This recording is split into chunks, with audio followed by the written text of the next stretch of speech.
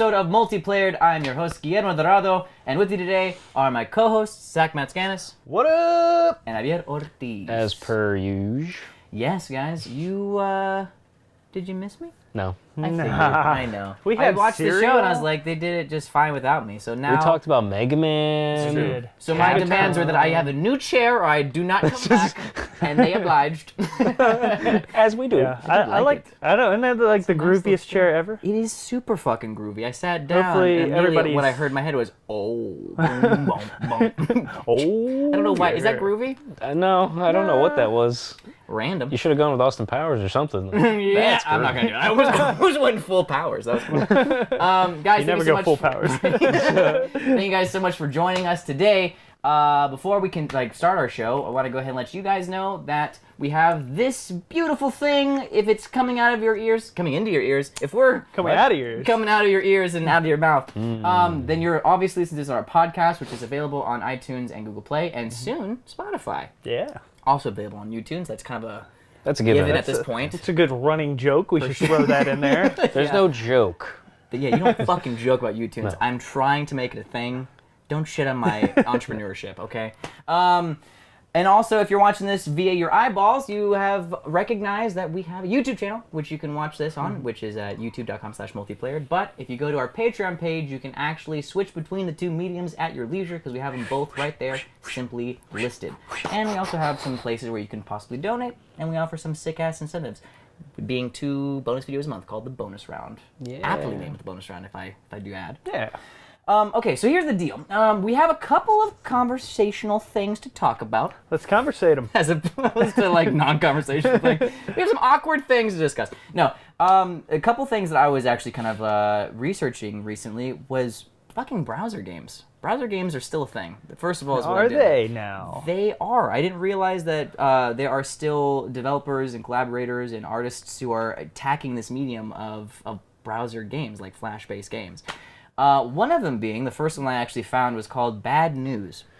Now, I just learned that your parents die. yeah, it's terrible. It takes Game 15 over. seconds to play, and each time you get a terrible rendition of the Bad News.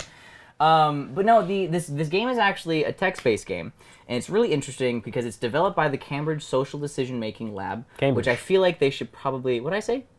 It's Cambridge. Cambridge. It's Campbell? Campbell soup. Right, Nathan? And the media literacy group called Drogue, which I think is a kind of an interesting name for a literary group, or literacy group. Anyways, point is that this game is called Bad News, and the whole purpose of this game is to educate people and players on how to spot unreliable sources and misinformation on social media. Kind of attacking that whole thing, which is now, quote-unquote, fake news that has been, discussed and dispersed through a lot of facets of our government. One of the things that the way that they do this in the game is you play this text-based game, which is narrated or guided by this kind of voice who is trying to teach you how to be the felicitator of fake news, how to become a fake news mogul, essentially, by utilizing different tactics such as posting emotionally manipulative content, such as memes and fear-inducing posts, using Twitter bots to blast your hashtag to make it more of a trending topic, creating conspiracy theories to manipulate conspiracy theorists, and attacking fact checkers by questioning their credibility publicly. Credibility. This just sounds like a new Tycoon game. I mean, It kind just of goes off the rails. It's just fake news Tycoon. No, that's exactly what it is. That's the best way to describe it. And the funny thing is that it's actually, not only is it fun to kind of fuck around with fake news and try to manipulate that kind of situation, I found myself at first okay, going into it kind of at this I understand what this is trying to do. It's trying to educate. And I try to go into that kind of objective thing. But then about 5 minutes in, I was like, how many more followers can I achieve, and how can I raise my credibility meter by the choices I pick? Okay. It's really interesting. And the thing too about this game is that it starts off and gives you a survey, basically saying on a 1 to 7 scale, how reliable do you think this source is? And they use actual tweets to kind of gauge your knowledge on being able to spot misinformation. Okay. Then you play the game, and then they give you that survey again. And I could tell immediately that I realized and recognized some of the nuances that I used myself in the game to achieve those new followers and to raise my credibility. And I was able to more accurately depict which ones are misinformation. It's really fucking incredible, actually. It's a very cool game. It takes about 30 to 45 minutes. And it is harkening on a topic that is extremely topical. And it's using video games as a means to not only educate, but to also retrieve data on people of all age groups and genders and race to figure out who is being more affected by this fake news and who is more likely to fall prey to this kind of thing. So it's really interesting. And the twist is at the end that the entire thing was fake news and you were never playing a game. Yeah, and you're just sitting on the toilet. Matrix. What? I had a stroke. That's what this whole thing is. I still can't feel the left side of my body. But the point is, yeah. But so it's very interesting, and I kind of wanted to bring up on the show because I didn't realize that browser games were still a thing. I thought that was something that I did back in computer class in high school just to pass the time. And everybody it consisted of Towerfall, or not Towerfall, but that tower. Oh, you had Towerfall. What? I want to go to your school. Yeah, right. We all had fucking Switches. And we were way ahead of our time in that school. But it's just the fact that people developers are still attacking browser games. The fact that universities are using browser games to conduct research that is going to be then funneled into and published into the Journal of Risk Research, which is an actual reputable journal. That's fake news. It's fake news. It's hashtag fake news. Maybe fake. So I guess what I wanted to talk to you guys, first of all, I wanted to bring it up to kind of just inform that thing exists, and that's pretty badass. The second thing I wanted to kind of talk to you guys about is how do you feel that the use of A, do you even think browser games are effective? And B, how do you feel that this developer is using a browser game to teach? How do you feel like that medium is being used? Well, I guess to answer the first question, I don't know how many people are actually playing browser games. Yeah. I personally I try to just stay clear of the internet because anytime I'm on the internet, I feel like I'm working. News. It's just fake news. Now, anytime I'm on the computer or on my phone, I feel like I'm working, so I try to stay clear as much as possible. And it's I haven't really played an actual browser game in years. I was pretty big into Newgrounds back in the day when that was kind of the huge thing that everybody was kind of going to for Flash-based games. But it's outside of those kind of the Facebook games everybody was kind of into for a while, the farming game. Farmville. Right? Farmville. Yeah, and I still get fucking requests for that shit. It's I'm not going to give you the request because you're just going to get your 10 bales of hay. What the fuck? Yeah, outside of I could see them being popular through avenues like Facebook, and I could see pretty much anything that's any type of social media could kind of jump on that same kind of bandwagon. But outside of that, I can't think of anybody that outside of probably somebody some 9-to-5 office that wants to kill themselves passing the time. People back in high school in computer class. Yeah, pretty much. It's it was us, but in in the. So basically in school or in the office world, it's let me just kill time by just playing some dumb game online. But it's also how do you come across it? Well, that's the thing. It was because I wasn't actively looking up browser video games or browser games. I was looking through some of these sources that I looked through different video game outlets and new video game news sources. Right. And they were kind of talking about it, and it was I actually found the article on The Verge, which they always have some very interesting cultural based video game articles how video games are being used to either educate or to help provoke conversation.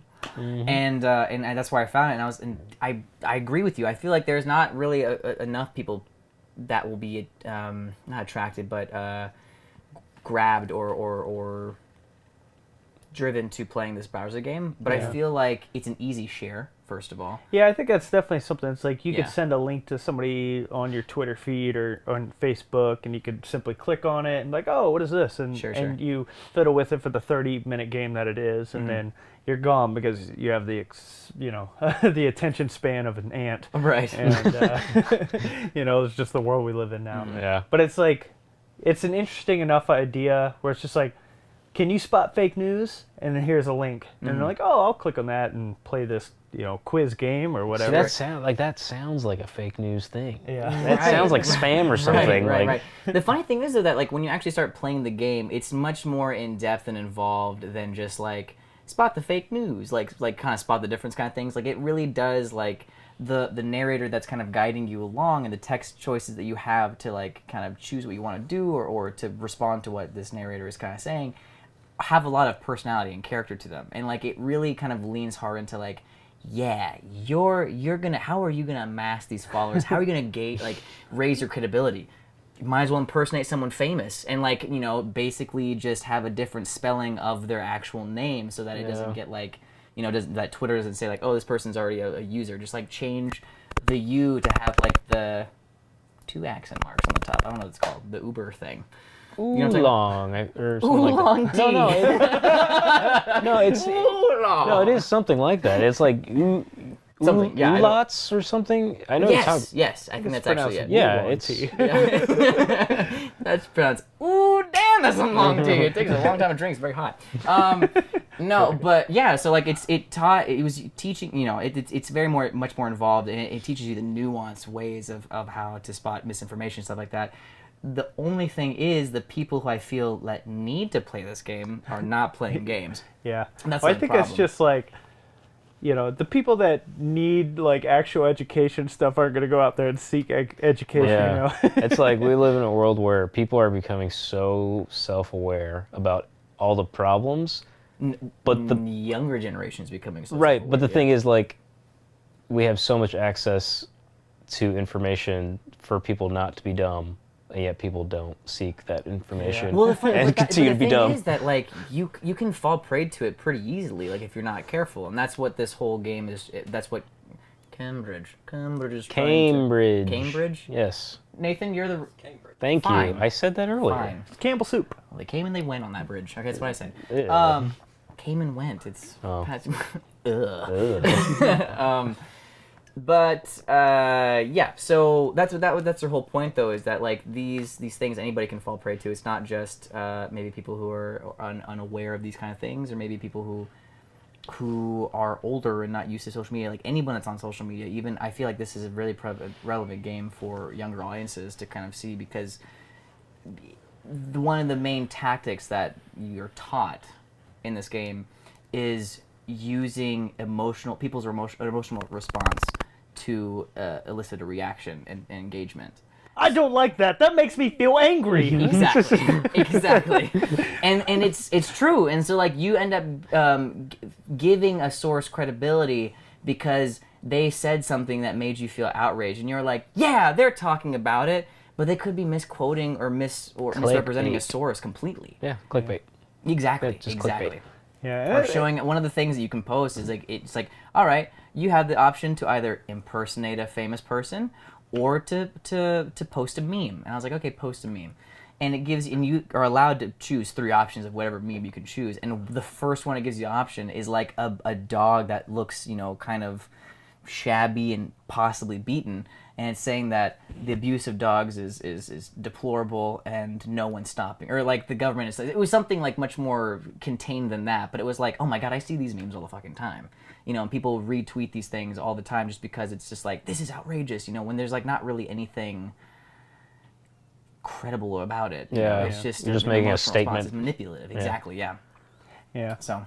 Yeah, it's definitely like, it's an interesting idea, and if people were better and would actually seek information and try to seek bettering themselves, I would say this would be like a pretty interesting idea. Like actually, so there's a website that I love, can't recommend enough, called IFL Science.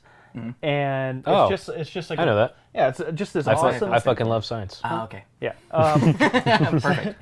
So it's just like it's a website just all articles about science, and it's just super interesting. Like they talk about everything from like psychological to shut up, cat. We're not talking about you. She's like, I love that site too. But there's it's like psychological stuff. They talk about space, a little bit of everything. It's just everything in the science world. And they had this article once that was so good. It was called "Studies Show That People named Zach suck ass. And I was like, oh man, That makes me angry. that makes me angry. So there's this great article called it was something I'm paraphrasing a bit, but it was basically study shows smoking weed makes you smarter, and then it's like, oh, that's interesting. Let me go click on that and read it. So I click on that. But you were like, okay. Oh yeah, man. What does this mean? I feel so smart right now. The neurons are firing at fucking light speed. So stupid. That's exactly what happened. Yeah. But then I clicked on the article, and then the article basically says, if you're reading this, you're in a very small demographic of people that have actually clicked on this article. We created this article with this headline because people will basically it was a study. They're like, it's a bait and switch. Yeah, it was just like, people are sharing this on social media and not actually reading the article. Sure. Basically stating exactly, like if anybody clicked on this article, they would be reading what I'm but people reading. are just like immediately just so they share it. they share it, and then everybody's like, it doesn't make you smarter, or they just start arguing over an article they never read. Yeah, exactly. They don't read it, but if you simply clicked on it and be like, oh, this is just a study to see who would actually click on this article and read it. An elaborate ruse. For sure. Yeah, it's just Which is like another tactic that they use on the game. They're like, you can now make a blog, and it lets you decide, like, it's like, well, if you're gonna make a blog post, you have to have a catchy title. Yeah. And then you choose out of 3 options a catchy title, and I was like really sitting there thinking, like, which one will really get them? Like. yeah. 21 local singles in your area are looking for you. And are communists. What? I like the first half of that. I'm gonna share it. But yeah, so it's just like, things like that where if people just use their brain a little bit more and like, I know we're Sometimes it's kind of hard, getting though. a little Sometimes off it's topic with Sure. video games Well, a not bit, necessarily. but it's just like if people, like, if they took that extra time to click on an article and read it, or like clicked on a game like this and played it for 30 minutes and learned something about themselves or about just life as we know it right now. People who are just trying to manipulate you. Yeah, it's just, so it's a very interesting concept for a game, and who knows how, like, I would love to know the numbers of people that actually go and play this game. I doubt that we'll ever get those numbers, but I would be very interested. I'm gonna keep eye on it, because I was let me know if you do, too. because I'd be really very do. interested to know, like, what they find from that type of study, like how many people actually played it, if it was like 10 people or 10 million people, and But how can we believe what they say could be fake? it's fake That's the news. thing. It's such an asinine. You never know. So asinine. How do you argue facts? You cannot. You can. People do it's it. simple Yeah, I here, know. Mo. I because it's learned fake. how to do it, and I still don't understand it. Yep, it's just turning a blind eye to It kind of things makes in me life. want to play it again, because there are a lot of different options and pathways you can take in the game, and you get rewarded achievements like manipulator or like imposter, impersonator. Like you create a conspiracy. I'm like, ooh, Oh, cool. yeah. I'm like, it's like these like really terrible looking icons, like like an imposter, but like the category, like the quintessential like guy in the overcoat with the hat. Like the people like, look out for these people. And he's like, you got it. And you're like, yeah. Oh, right. The neighborhood watch sign of that thing. Yeah, I'm not kidding. I would highly recommend playing it. It's a lot of fun, and it is very educational. I didn't realize how nuanced these fake outlets can be, because sometimes, man, you're scrolling through iTunes. You're scrolling through iTunes, iTunes. see YouTube has put another album in your goddamn library, and you're like, I don't want to listen to you, Bono. Get out of my life. What are we talking about? Bono. Oh. Talking about Bono.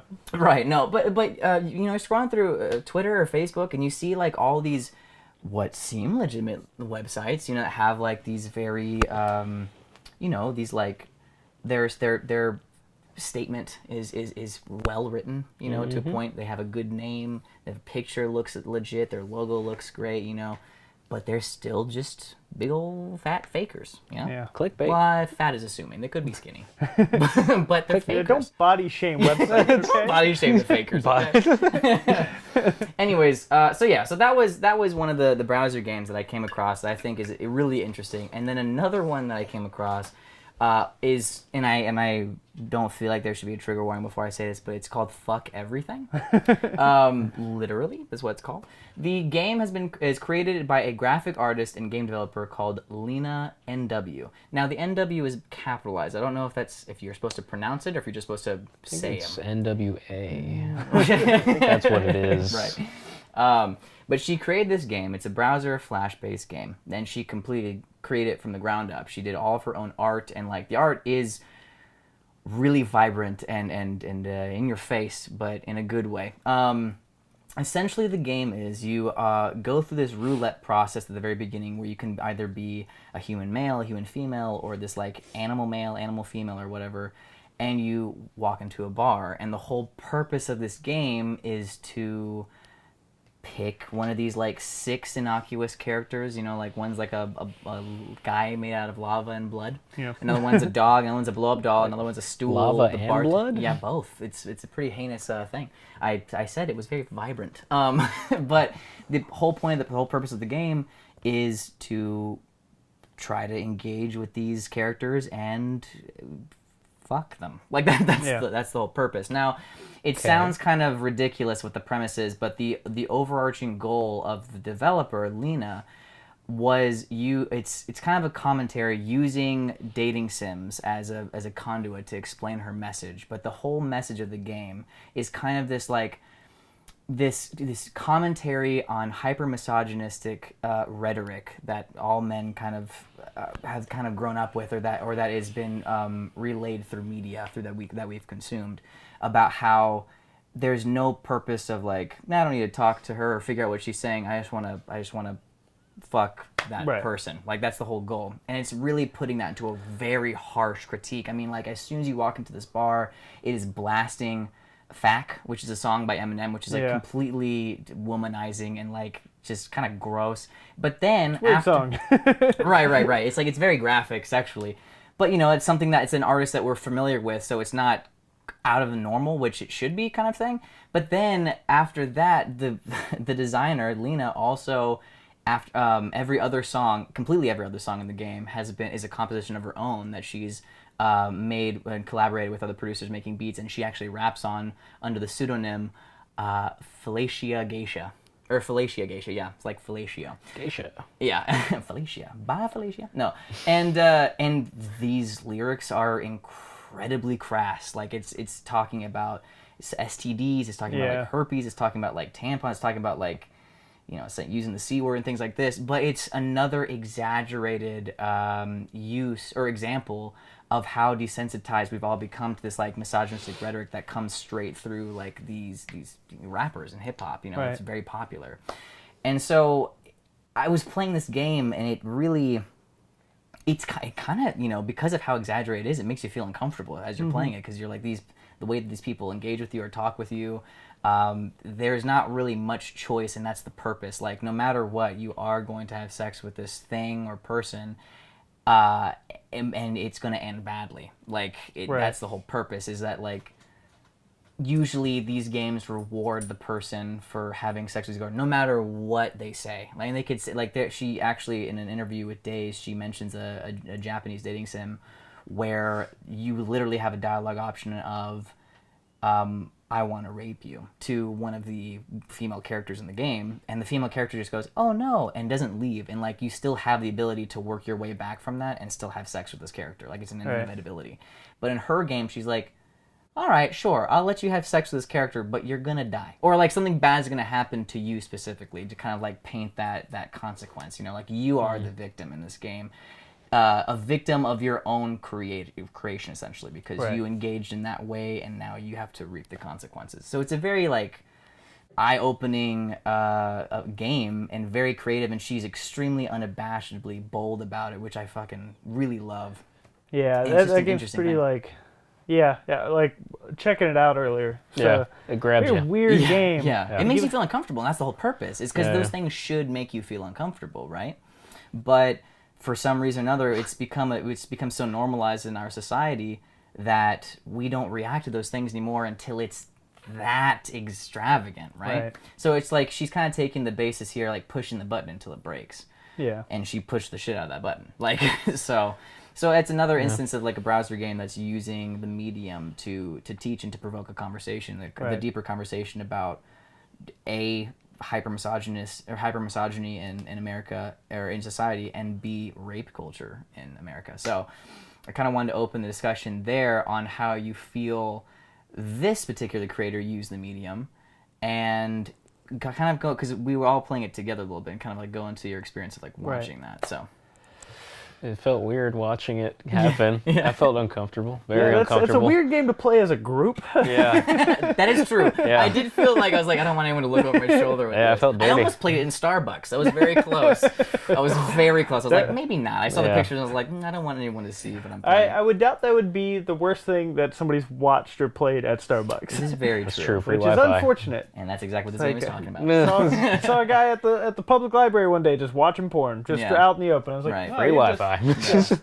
just not, don't even care, do you? No, it's ridiculous, and I think that too is that one of the things that she says in her interview is talking about the normalization of like how young people and just like the youth of our time is now so desensitized and oversaturated with all this, like, you know, with porn, with really violent or like disturbing imagery that we just like see on the internet. I mean, like, it is definitely a commentary on that too. She outright says like, and peppers the game with these like little hidden links that like flash these images that we're all actually now at this point pretty not desensitized but pretty familiar with.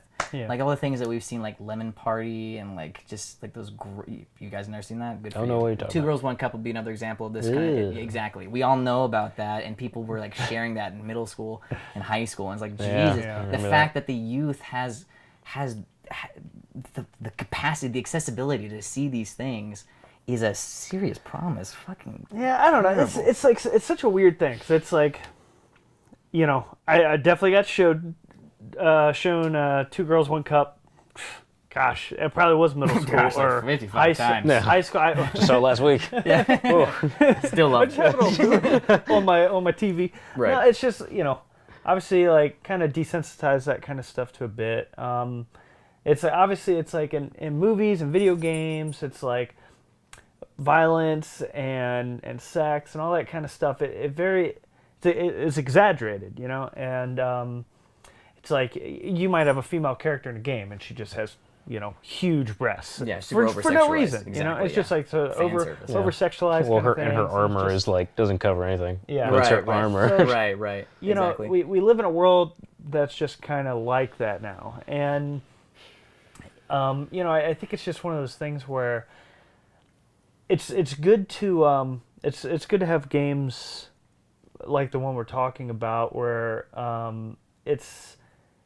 we're having people like kind of address some of those issues so it can kind of spark conversations. Like before the show started, we literally had like an hour-long conversation just about sex and games and just this is inherent rape culture. Of our country. and like absolutely. went into like a very deep conversation. So it's like, you know, it worked. You know, it did what it was supposed to. But I think there's also that.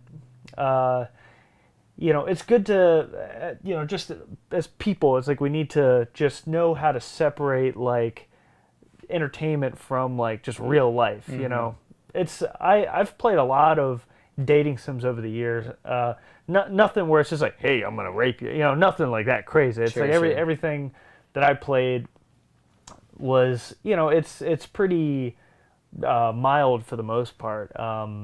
Just especially like the Japanese dating sims. I mean, they're kind of like all over the place with like you can get some really intense stuff out there, but I don't play any of that. You know what? craziness, Actually, but- this sparks an idea. Sorry, I don't want to interrupt you if you're on a roll. No, like because it's such a weird topic. I feel like I'm kind of going all over the place with it, Sure, anyways. sure.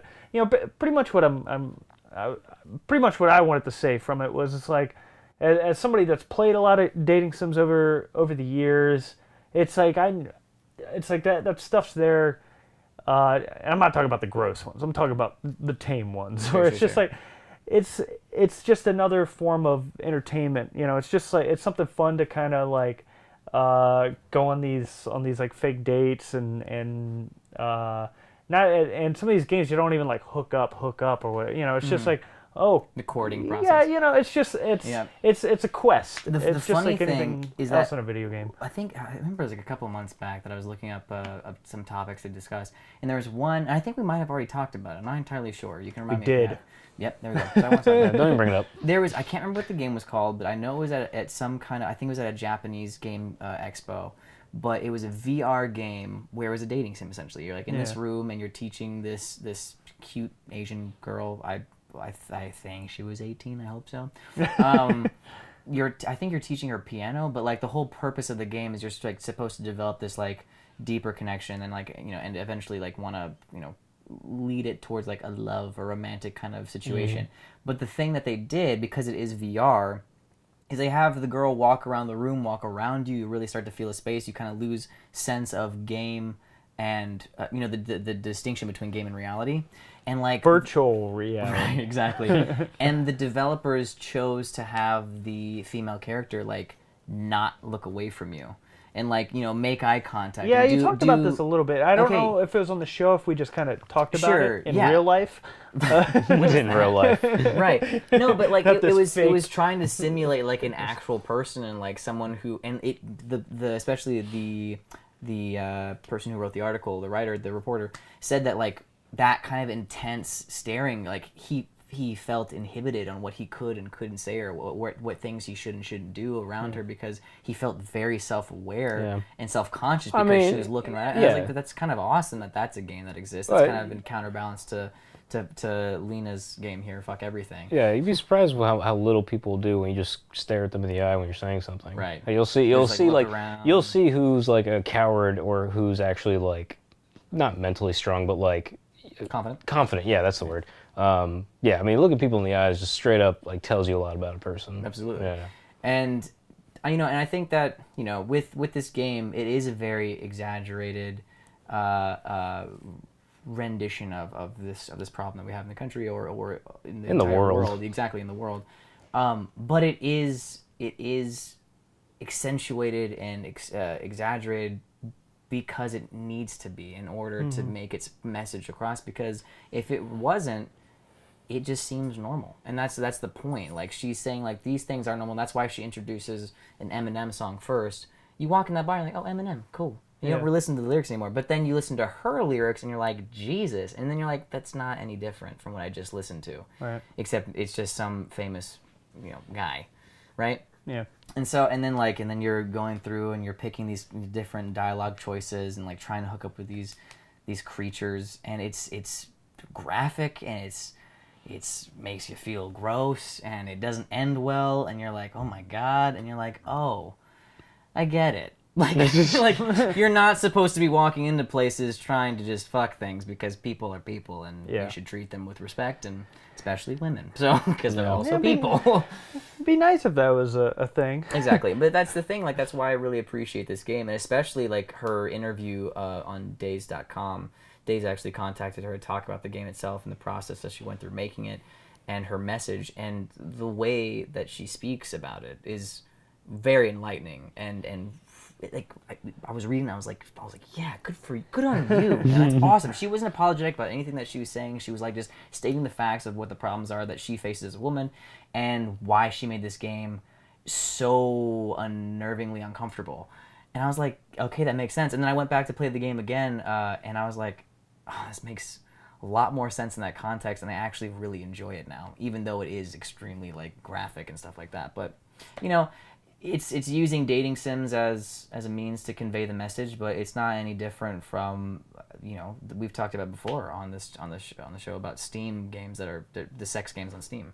that are being taken off and put back on because you can. Did we talk about that on this thing? I don't Or think is it so. one of the topics I want to talk about, but I decided not to. Maybe we didn't. Maybe we did. I don't remember talking about that at all. There's a fucking library of sex games on Steam. Oh, I wouldn't doubt it. Right. I wouldn't doubt it. That's a Yeah, thing. I didn't know about That's a that. thing that happens, you know? Yeah, I mean, it's just, you Yeah. know, with any type of medium, whether that's movies, whether it's just art, like just somebody just painting. Yeah. It's, I mean, you're gonna reach a point where it's like, hey, let's do pornography. Exploitive, yeah. You know, let's do something with sex. Yeah. And it's Yeah. like, because there's always a market for that out there, and it's just kind of part of the world that we live in, unfortunately, in a lot of ways. And you know, it's just as you know, as video games mature as a medium, you know, I think it's just something that, you know, we just have to kind of be aware of. And it's just like, you know, we can just be like, hey, it's not cool. Like, you shouldn't have a game where you can just rape somebody. Right, It's like right. you're living out a fantasy that shouldn't be a fantasy. It's Exactly. like it's Yeah. like Yeah. that's something that's like you should go talk to somebody. You Right. shouldn't try and Yeah. you know, whether reality, virtual reality, whatever it is, it's like that's not something you should act upon, you know. And so it's good that there's that there are games like the Just whatever. developers that exist like that are willing to push the boundaries. Yeah, exactly, and exactly. Push the And- limits of comfortability for gamers themselves. Because Yeah. let's face it, the majority of gamers are, 18 to 35-year-old men. Yep. Yeah. Majorly. And a lot of games are catered to that. That's why we have those video game female characters that have the armor that doesn't cover anything. Yeah, over-sexualized. and- Exactly. I And mean, it's it's the same like- thing in like comics, and you know, it's been just a problem for years because we've always lived in a world dominated by men. Right, Yeah, exactly. I mean, that's- But I do think that, like, slowly over time, and it's happening a lot more slowly than I think anybody would like, but Yeah.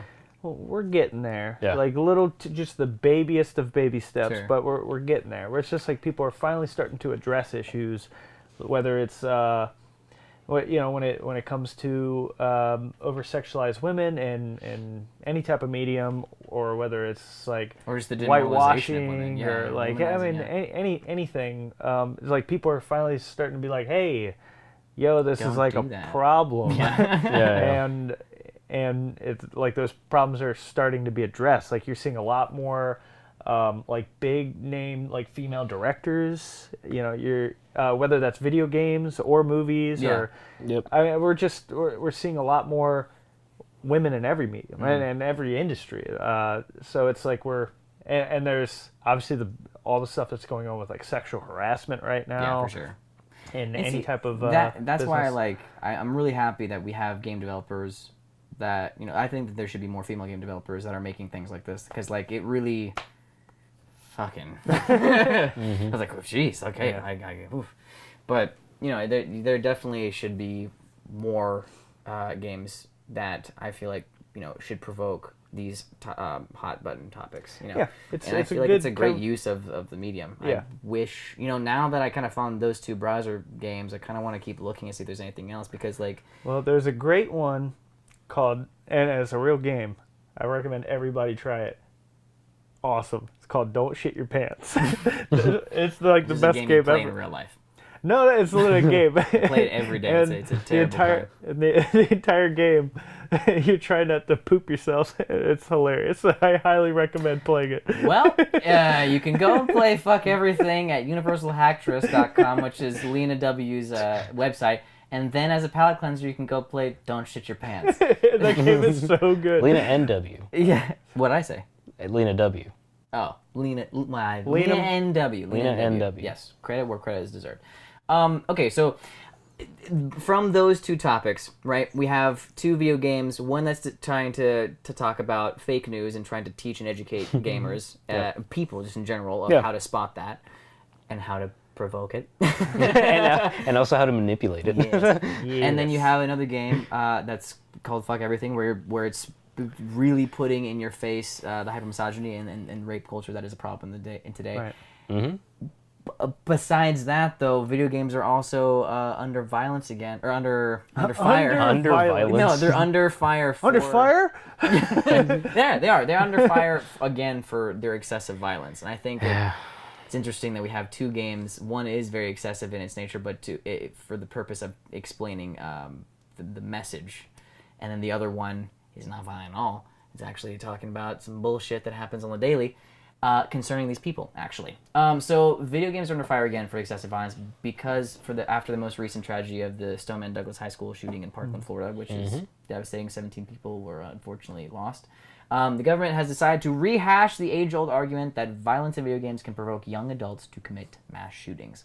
Now, I want to touch upon the subject because we had just spoke about the distinction between the game and reality, and how we all grew up playing, definitely playing video games that have violence in it. Yeah, so I played all types of video games. Like I can straight up say, for literally my favorite game when I was a wee lad was Mega Man, where you're just shooting everything, killing everything in sight.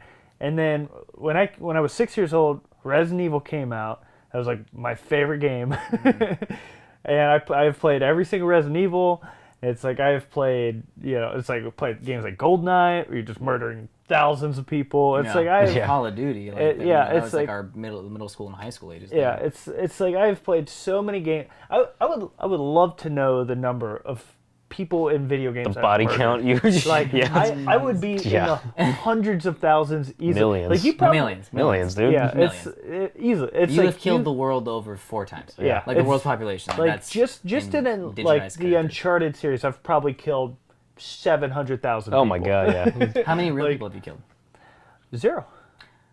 Zero. I did punch a guy once. Didn't kill him. I didn't kill him. I tried with that punch. Like, nope, he lived. All right, scamper off. Wow. And so the quote I wanted to kind of bring up is a quote from our U.S. President, Mr. Trump, saying, quote, "I'm hearing more and more people saying the level of violence in video games is really shaping young people's thoughts." He's bringing this up in the context of video games, but he's also bringing it up in internet and movies, using the violent games as a key concern, this whole thing. Now, this is a completely asinine thing to correlate, because there was actually hold on, I have it pulled up right here. Hey, why don't you pull up that thing? Boom, here it is. So essentially, oh my god, I can't find it. Oh my god, guys, I had it a second ago. It was talking about how there was a survey that was conducted by the United States Secret Service. Jeez, I can't say it. Okay. I say Secretary Service. It's the Secretary of the United States both band together and done research, everybody. Listen to what it is. No, the Secret Service did research and found out that less than 20% of the people who were the people who were committed these crimes, less than 20% of them have actually even played games with violence. Because they're not concerned about games. They're clearly not right in the head, right? Right. The correlation isn't there, and that's why this argument is so ridiculous. Yeah. But it's going to the point where now the Rhode Island State Representative, Robert, and his name is ridiculous just as his ideas are, Nadarlio. Robert Nadalio. Yeah. The third has proposed to have it really is. Has proposed a 10% tax levied on the sale of M-rated games due to this ridiculous thought process. Specifically for mental health, if I'm not mistaken. What do you mean? Like, that's what the extra tax would go. It would go towards mental health. Yes, that is the one thing that is good from that, but they're putting a tax on to a thing that is not the cause of the problem. Yeah, which is it's to pay for the problem. Well, you're also taxing something that your target audience is not legally allowed to buy. You know? Right. Right. Which their argument is that kids are. They're going to find a way. Well, but people find a way to own a gun. You know, kids find a way to start smoking. Kids find a way to start drinking before 21. You're not doing anything about that. Exactly. Yeah. And I think it's just funny, this conversation. It's what year is it? 2018. It's 2018, and we're still talking about violence in video games, and it's crazy. Unbelievable that this is still a fucking subject that we're discussing. Now, it was kind of funny because on the news. At the school that went through the tragedy, Stoneman Douglas High, They pulled a 19-year-old senior named Chris Grady, and he had a quote. He was asked about, talking in response to what Trump had said about video games and the correlation to violent video games. And he was just, and this is a quote, he goes, "That's just a really pathetic excuse on behalf of the president. I grew up playing video games, Call of Duty, all those kinds of first-person shooter games, and I would never, ever dream of taking the lives of any of my peers. So it's just pathetic," is what he says. I mean, this kid just hits the nail on the head. Yeah, that's exactly right. It's like you got this president that's, he's in his 70s, right? If I'm not mistaken. That guy's probably literally never even seen a video game. So he's just like with everything else that guy says, he's talking out of his butt, and it's just but it's all just like an old person argument in general. Really it's like you didn't grow up with this, so what gives you the right of like assuming? It's diffusing the responsibility of like what's actually the problem, right? Yeah, you're not like when you say stuff like that, you're going against self-responsibility and self-accountability, and you're looking for something else to blame, right? Which is never a solution to any problem, right? It's just like, whoa, it's got to be something. Well, and the funny thing is that we just discussed two video games that are actually, their whole purposes are to provoke conversation about a problem or to educate. Yeah. And like a lot of games do have that message. Like a lot of them are just here to tell a story or put yourself in the shoes of another character that you not necessarily would be able to ever experience and see the hardships of that character in that situation. I mean, like there's countless games. Of course, Hellblade is one of them, talking about psychosis. Yeah. You were mentioning Celeste, that game, which is beautiful. I love that game. But talking about what is the caveat of that game? Oh, it's just a young woman dealing with like anxiety and depression. Exactly. And that if anything, that's a perfect game everyone should play. Yeah, no, it's so relevant. Like the dialogue in that game is so like you're playing this game and like everything that she talks about when she talks about her issues or anything that's bothering her, it's like the most relatable thing I've ever played. Because like everything she says is just like I may not understand it to that degree, but I understand it on like a certain, there's a spectrum of anxiety with people. Some people have much more severe anxiety compared to others. Like, I'm not going to sit here and say I know what it's like to be depressed, severely depressed, or anxious and deal with those issues. But, like, I can relate to, like, sometimes, like, in that game, she talks about, like, her purpose and, like, just problems that she doesn't know exactly why she feels bad, but she does. And it's like, I can relate to that. Like, we all go through things in life where you're just like, I just feel shitty right now, and I really don't know why. If you can't relate, those games help you empathize with people who totally of those people who are dealing with those hardships and stuff like that too. Yeah. So it's just ridiculous that we're still talking about the violence of video games possibly being the catalyst for these tragedies, when we have a huge library of games that are trying to educate or help you empathize or to provoke discussion on really terrible things that are happening in our world. I mean, like we can go back to Missing too, which is still being developed, and I can't wait for that to come out. So I really want to see what happens with it. But talking about sex trafficking in India, so it's just like I don't know. It's just like I came across this thing. It's blasting everywhere on the video game news, related websites and stuff like that. Everyone's harping on what is happening with our government and like them trying to blame M-rated games for these tragedies, and it's just how many times are we going to revisit this subject? Yeah, it's really stupid. The blame's in the totally wrong place. Right. It's like that it's something where it's just like, instead of blaming something as nonsense as video games, it's like, why don't you go address the real issue, which is just mental health in general? Yeah. Where it's just like maybe this was it the representative? Robert Nazario. It's the third. It's like the third. So if you want to help with mental illness, go help with mental illness. That's great.